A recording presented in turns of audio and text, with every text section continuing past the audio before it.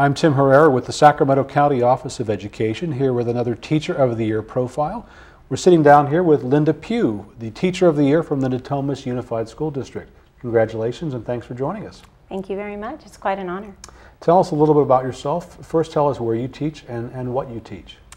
I teach in the Natomas Unified School District at Natomas Park Elementary School, and I teach kindergarten.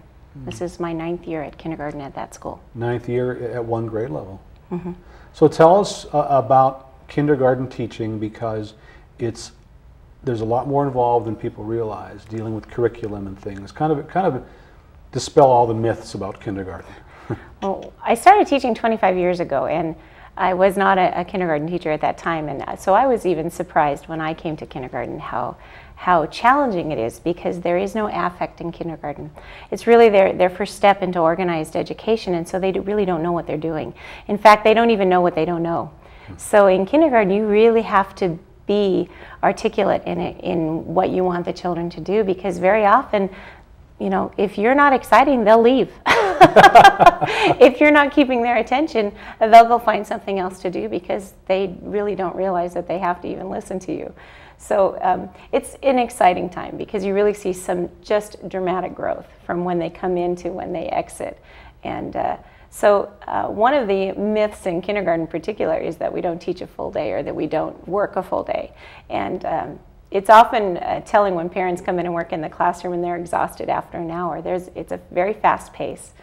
Their attention span doesn't last very long, because that's one of the things you do in kindergarten, is help them grow that ability to have attention. You teach a full day program? I teach a half day. I teach the morning session, and then I assist in the afternoon. So I work full day, but I am in charge of the morning, and then I'm the assistant in the afternoon. Half day.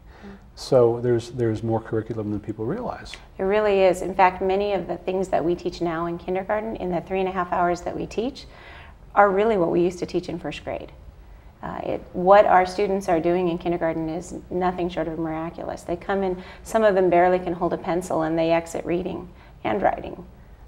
There's just some amazing, amazing changes that happen in them. And there's a huge part of our day is spent on literacy. But then we have to spend a large amount on math, and there's science curriculum, and there's social studies curriculum, there's character traits and writing traits, and all of those things that have to be melded together, all in the 3 hours that we have them. So kind of explain too, because you probably get a lot of students who come in who have had preschool and those who have not. What kind of a difference do you see in the students coming in the door? You know, I see a bigger difference in the age of children as they come in the door.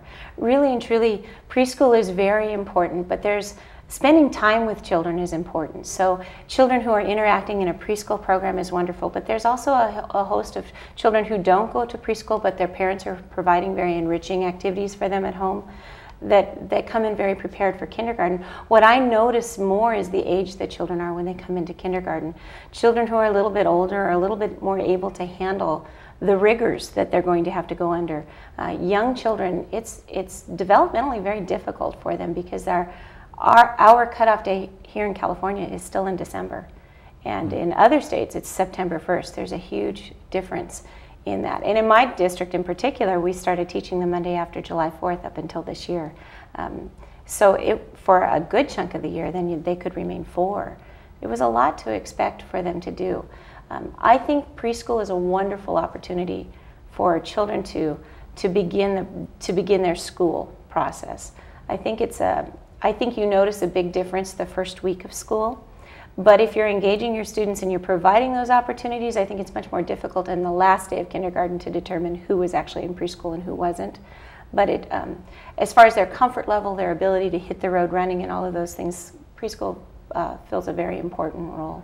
And now with so many parents having to work and those things, it fills a really critical role. But what you touched on was kind of the attention from the parents or someone within the family prior to the child coming to school, which makes a big difference. It makes a very big difference.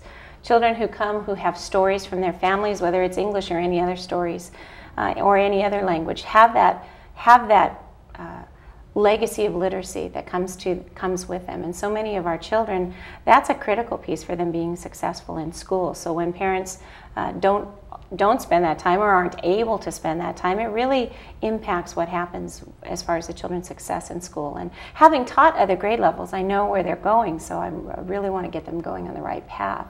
So I really encourage parents to spend those times reading with children, playing board games with children, and interacting and dialoguing with them so that they're really increasing that literacy foundation that they come to school with.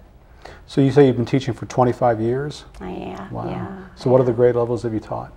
I actually have spent, I have now taught 2 years longer at a grade level than I had. I taught 7 years at 3rd and 4th grade and 7 years at second grade, and had 1st and 2nd, and now 9 years at kindergarten and a few at 1st grade, and that pretty much K through 4.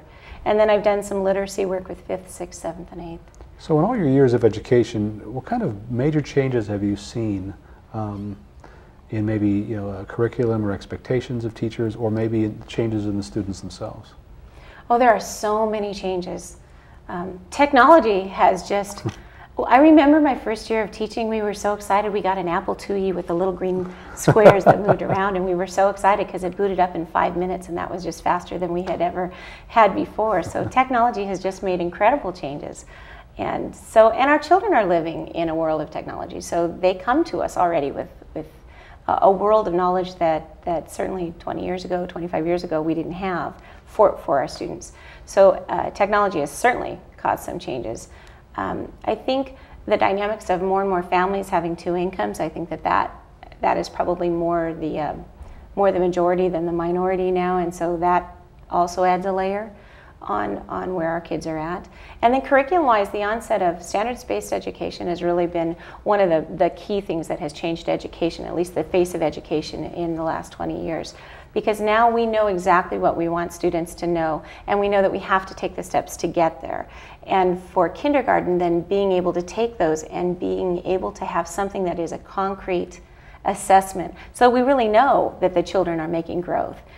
Those things have really changed how we deliver education, and then how we are ensured that the children are learning what they need to know. It's all scientific. I mean, you have... It really is. It allows us to see ourselves as teacher researchers, which is a really wonderful dynamic to be able to say, I can read this research, I can try it in my classroom, then I can assess it to see if it's really working, and then I can keep that process going. So I'm always try to keep myself on the cutting edge, and being able to collaborate then with my co-workers to be able to keep our students going where they need to go.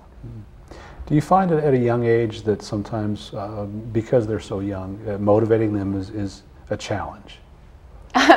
Well, sometimes, you know, when children come to school, right now we're in our 2nd week of school, and I always laugh at the parents as they hit the rookie wall in the 2nd week. They've waited their whole life to come to kindergarten, and now they're here.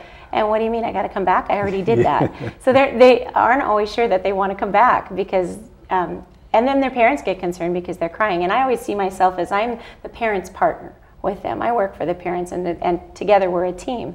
So as the children are working, sometimes it is a challenge to motivate them because they haven't had to do something that somebody else wants them to do in a while. So you have to convince them that when we come to school, you do have to listen to the teacher. You don't get to say no, that you're going to have snack right now, because snack happens at this time. So really working along with them and trying to have those responsive reactions so that they understand that I'm coming alongside you, and that we'll do this together. We'll figure it out together, so that they know they're not alone. Yeah. And so what does it mean to you to be named a Teacher of the Year? I am so honored. I teach with an unbelievable group of people, and I have had the privilege in my teaching career to be touched by some amazing teachers, and to have some amazing opportunities as a teacher to be able to be involved in projects that really further my abilities as a teacher. So I am humbled, and I am honored to be recognized by my coworkers, and I just want to do them proud. And to represent all the teachers in your district is Absolutely. an honor. Absolutely. Well, we appreciate your time very much, and congratulations to the honor you've received. We've been speaking with Linda Pugh, who is the Teacher of the Year for the Natomas Unified School District. Congratulations, and thanks for your time. Thank you very much, and thank you for your time as well.